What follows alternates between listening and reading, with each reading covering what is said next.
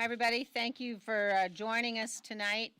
We're obviously here on the eve of what is going to be a sad day, what's going to be a solemn day.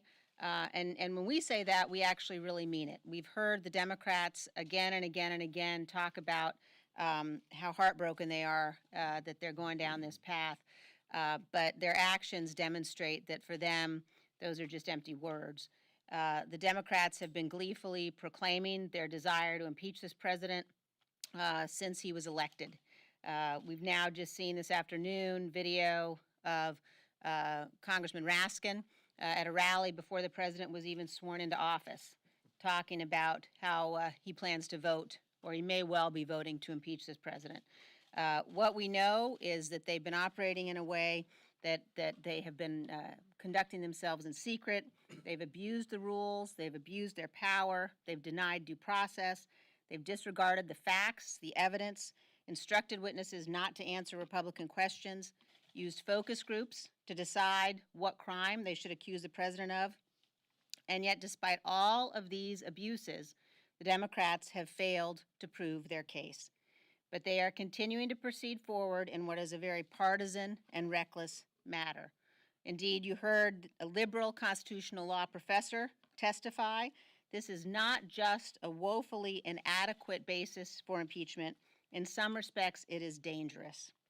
Nowhere in the Constitution does it say that you can impeach a president without direct evidence. Nowhere in the Constitution does it say that you can assume impeachable conduct. Nowhere in the Constitution does it say if you are angry at the president, or if you are angry at the opposing party, or you disagree with his policies, or you are afraid you can't beat him in the next election, that you can just assume impeachable conduct. Yet that's what the Democrats are doing.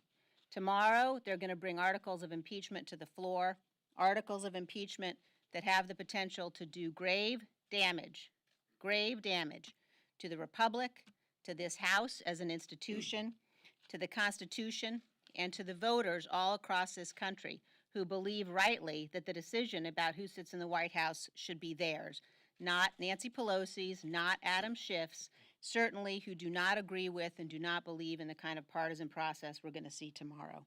We in the House Republican Conference are going to remain united. We're going to continue to stand up for the Constitution.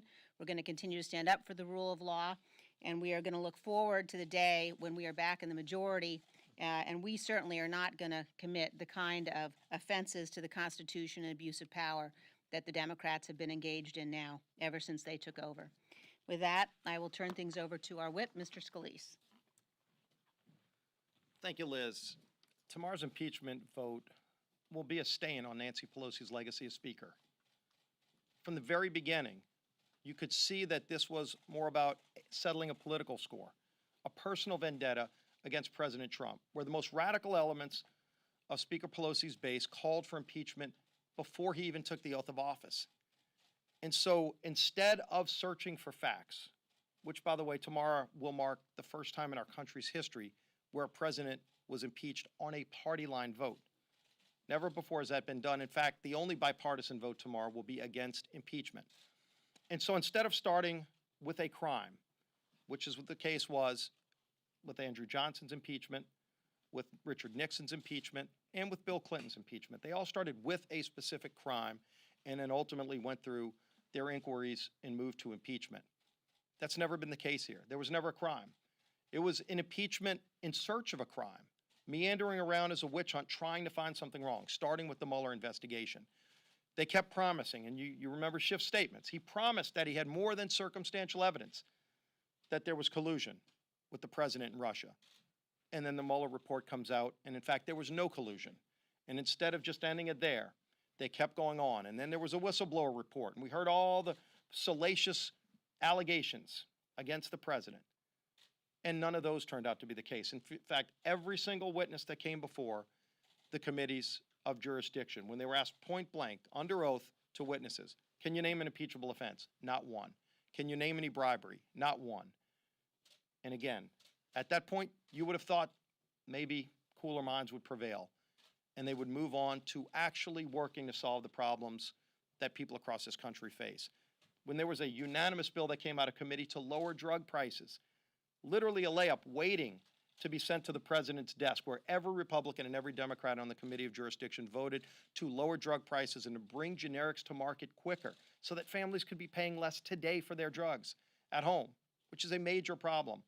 They wouldn't bring that bill to the floor because they were so fixated with impeachment. And so this obsession continued, and it's going to play itself out tomorrow. And it's going to be a sad day. But again, when you look throughout history, when they focused on the facts, those were the times that they produced bipartisan votes. The facts here have strongly supported the president. The Zelensky call, you asked Zelensky, and he said he appreciated the phone call. He actually got Javelin missiles that he was able to buy that President Trump sold him to stand up to Russia, that President Obama and Joe Biden wouldn't sell. You know, why wouldn't President Obama and Joe Biden sell missiles to Ukraine so they could stand up to Russia and Putin? I don't know. It's a good question that they should be asked. But President Trump did. In his first year, he sold those Javelin missiles. There was no exchange of any quid pro quo. There was no investigation. He did it because it was the right thing to do, and he was stood by an ally. And President Zelensky thanked him for that. In fact, when asked, President Zelensky said there was no pressure on the phone call. He got the aid, and ultimately there was no investigation, and yet they still march on. Not because they found any facts or evidence, but because they've been wanting to score a political and personal vendetta against the president that started well before the phone call. Before the phone call, over 100 Democrats voted to impeach this president.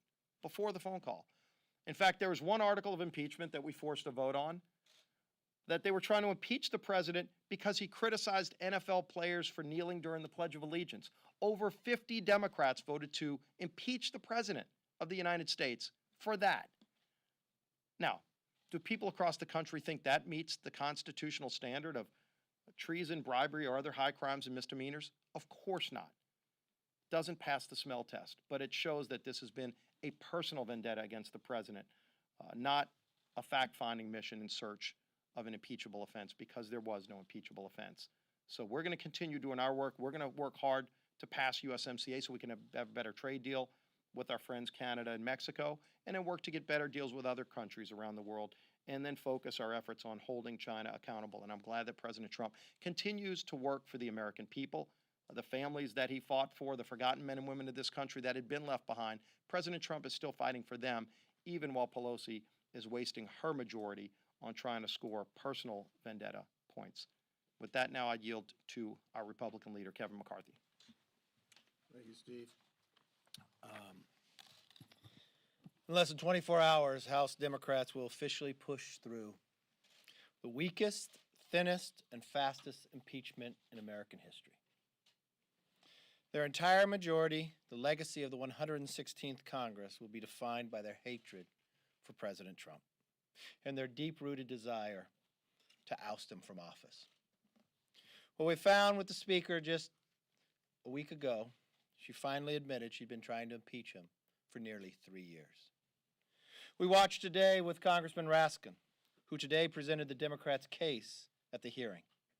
He is on records 2 days before the inaugural, and he said, "I want to say this about Donald Trump, who I may very well be voting to impeach over the next year or two." Or from the committee that impeachment moved through, Chairman Nadler. New York Times writes that Chairman Nadler campaigned to his Democrat colleagues to win the chairmanship based upon he would be the best to impeach. Or to the freshman Democrats who gave the Democrats their majority, Congresswoman Tlaib, who on the night of swearing in, a few hours after she raised her hand to uphold the Constitution, she said she was going to impeach the mother. This will be their legacy, but it will not be a legacy that we want to have repeated. Alexander Hamilton warned us of this day. Unfortunately, this day has come, where individuals purely for political reasons, with no facts, move forward with impeachment. Why we see this today, we also hear from a FISA judge questioning the FBI to prove what they have used the FISA courts for. And to think they turned the Intel Committee over to an impeachment committee. And you have Adam Schiff as a chairman who defended FISA and lied again to the American public. We know what this outcome will be. Speaker Pelosi promised they would be different. She said she'd have an agenda for the people that she put aside to show her real agenda for the last 3 years of impeaching the president. I truly believe, regardless, you're supposed to represent the people, not your hatred. We can do so much better. Questions? Yes, sir. How hard did you have to whip your members to be united in opposition to this? Not hard at all. Yes. Congressman Van Drew announced over the weekend, or reportedly announced over the weekend, switching to the Republican Party. What's your reaction to his decision to switch sides, and have you talked to other Republicans in New Jersey to try to clearly get for him to run as a Republican in 2020? I think Congressman Van Drew will make a public announcement sometime soon, whatever he decides to do. But I don't blame Congressman Van Drew for being disappointed in the Democrats. American public is disappointed in the Democrats. They said they would be different. There will be other Democrats, I imagine, across this country that become disappointed in them as well. That they took them at their word that they would govern in a different manner, that they would seek bipartisanship.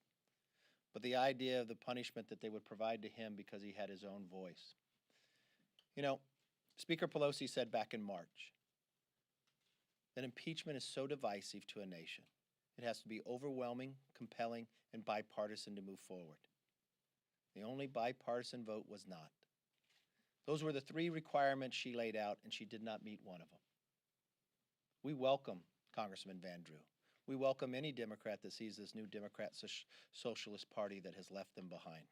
They're welcome to join the Republican Party. Yes. Do you expect other Democrats to jump ship? Have you spoken with other Democrats about the possibility? One thing I would like to put, there has been people in the past that have moved from one party to another. But I have a hard time finding anyone who moves from the majority party to the minority party. That should be an eye-opener for the Democrats. Should be an eye-opener for the Democrats when Speaker Pelosi promised her members that when they moved through with impeachment that it would be more popular when they finally got to the floor, which it is not. She thought once they saw the American public, the reason why they could not have a due process because they needed to control it all so they could sell it to the American public. Well, the American public has actually dropped further on impeachment.